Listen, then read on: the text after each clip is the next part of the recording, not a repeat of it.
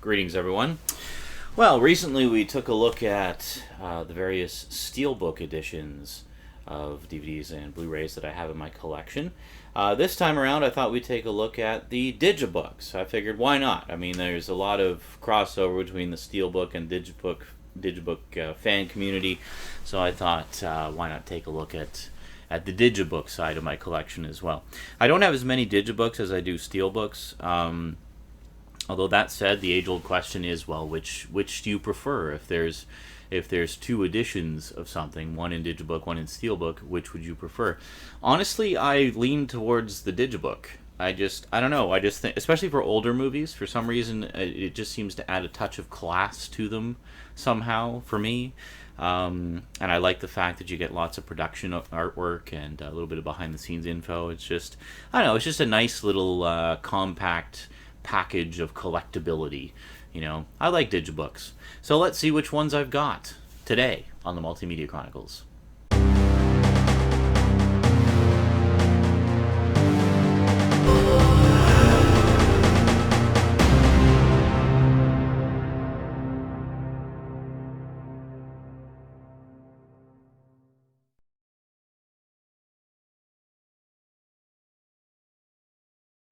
Welcome back. Alright, so to start off with, let's take a look at this one here. This is a classic Alfred Hitchcock film, which I actually just watched for the very first time fairly recently when I did Ryan Chataway's 24-hour movie marathon a little while ago. You can also see sort of my full thoughts about it in the what is it? A Day in the Life of Zaron Isaac, which I did shortly afterwards. It's basically like the uncut version of the movie marathon. Anyway, we have Alfred Hitchcock's North by Northwest, the 50th anniversary edition. It's quite a nice edition. This was actually sent to me by a viewer. I don't recall which viewer it was because it was so long ago. But in the important notice, he sent along a little note just saying, sorry that it's a little dinged up on top. But I don't know what he's... Oh, there. Yeah, just a tiny little ding there. I'm not I'm not hugely anal retentive about condition so much. As long as it's, you know, the corners are sharp and stuff like that, then I don't mind if it's got a little ding like that. Especially when it's a collector's item like this. Because sometimes you're lucky just to get something like this, let alone find it in nice condition. So if we take a look inside, we basically have some nice disc art there, and then underneath we have all kinds of related artwork, which is quite nice. And then the book itself, we basically have. So if I go sort of behind here, we can take a little look. We basically have quite an extensive booklet here of production photos and behind-the-scenes tidbits and movie posters and stuff about the master himself, of course. And yeah, quite nice indeed. So that is North by Northwest.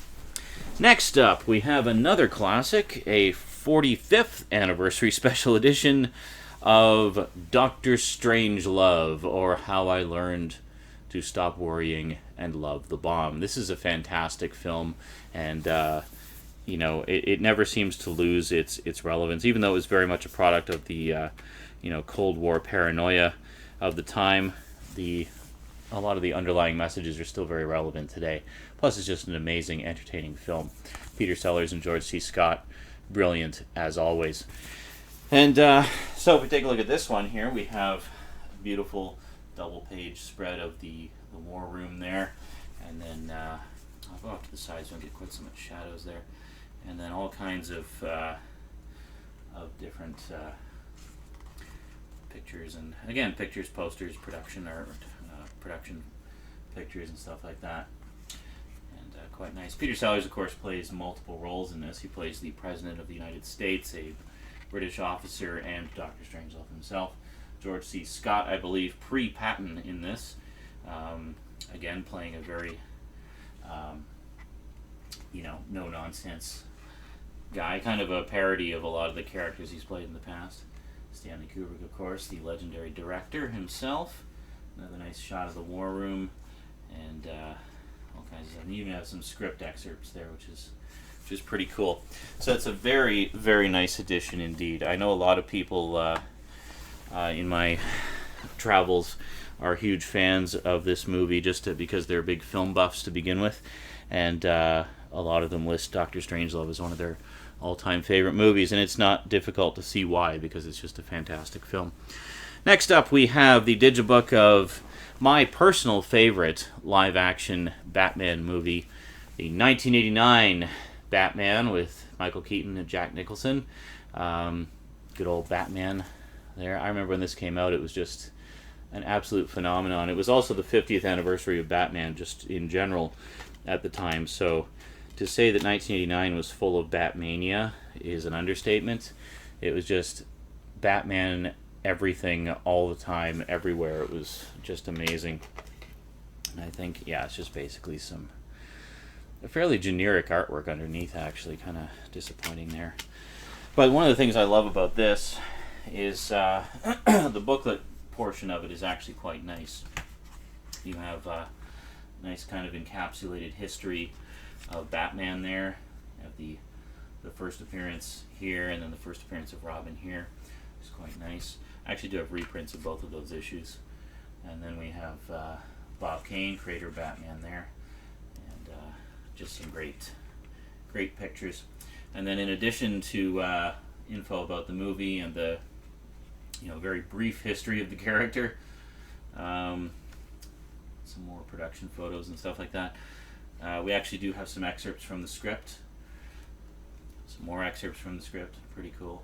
There was a lot of scenes that were written that didn't actually make it into the movie. I can't recall I think some of those scenes are detailed in the script excerpts here, so you can sort of see what might have been. And then we also have about the first third or so of the comic book adaptation of the movie in there, which is quite nice. Very nice artwork in that. Yeah, so definitely, if you're a fan of the '89 movie like I am, this is a DigiBook worth tracking down, because it's got a lot of goodies in it that are really nice to have.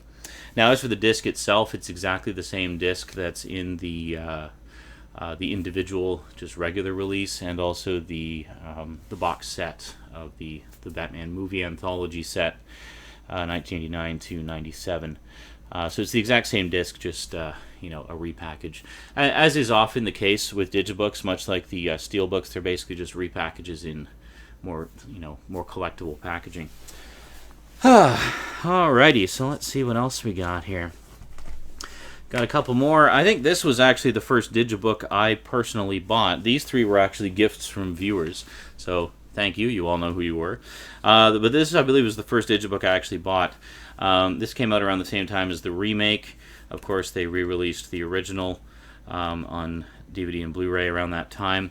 And when I found out it was coming out on Blu-ray, I just had to get it. And then when I saw it was in this nice DigiBook, I just couldn't resist. We have the original 1981 version of Clash of the Titans. Yeah, this is a really nice edition. Especially notable for Ray Harryhausen fans, because this was his last movie. And then in with it, we basically have the update your firmware notice, and then we actually do have a little booklet about the remake, just some photos and whatnot about the remake. Because at the time, the remake had just hit theaters, or was just about to hit theaters, so they were really trying to hype it up as much as they could. Honestly, I still have not seen the remake, and I'm not in any big rush either. I've heard that the sequel they did, Wrath of the Titans, was better. But whatever. I have a fondness for the original, because I grew up watching Ray Harryhausen movies, and the fact that this is his last movie, and very much a tour de force for Harryhausen fans, because he just goes all out with the monsters and everything in this. It's a real treat. So I will always prefer this, no matter how many times they remake it. Nostalgia is a very powerful thing indeed. But it's not just nostalgia, it's also just an appreciation for the art form. Oh, and I see actually the artwork here is the same as here, so you can actually see it a little more clearly there. And then in the booklet, yeah, this actually works. Sort of finding a way to show the book without being too awkward. Yeah, we get lots of pictures from the movie. It's quite nice, and all kinds of stuff about the making of it. Harry Hamlin, pre LA Law Harry Hamlin. That's how old this movie is. Harry Hamlin actually reprised his role as Perseus in God of War 2. He did the voice of Perseus, which is quite nice. Really stellar all-star cast as Laurence Olivier as Zeus, Maggie Smith as Thetis, Ursula Andress, the very first Bond girl, as Aphrodite. How awesome is that? Burgess Meredith, always wonderful, as Ammon. And then Ray Harryhausen himself. There he is working on. He's working on the Kraken there. The Kraken is actually the design of the Kraken is kind of based on his creature from 20 Million Miles to Earth. Very similar design, at least in the creature's face. I got Bubo, the mechanical owl. Yeah, Pegasus. Dioskylos, which is basically based on Cerberus, but it was easier to animate 2 heads than 3, so they basically did that and stuff like that. Anyway, long and the short of it, a fantastic digibook of a wonderful movie that I will always love. Okay, and then next up, actually let's do it this way. I think we can do it that way. Just barely. It's going to be very precarious again. Whoa, where'd all the DigiBooks go? Yeah, you guessed it. I kind of rambled a little bit, as I tend to do. So I thought, let's split this up into 2 parts. So this is the end of part 1. We'll see you next time for part 2, where we look at the rest of the DigiBooks. Until then, thanks for watching, and sayonara.